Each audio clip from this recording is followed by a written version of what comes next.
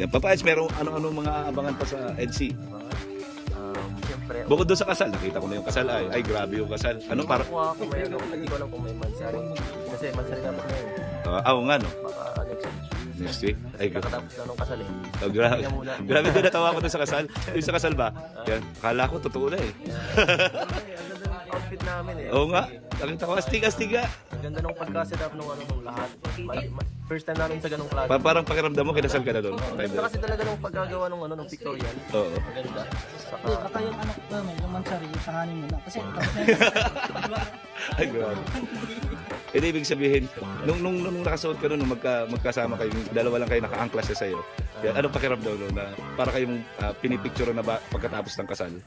siyempre na parang na gugulat ako sa kung nangyayari. Uy, hala, ganito pala ang pakiramdam nun. Nang galagi kinakasal, ano? Nakakabay. Nakakakaba? Nakakabay. Pero napipicture mo yung sarili mo na mangyayari sa iyo yun kasama si BNC? Hindi ko pa masasabi eh. Abangan nyo lang po sa mga susunod na. Agoy! Ginoo ko!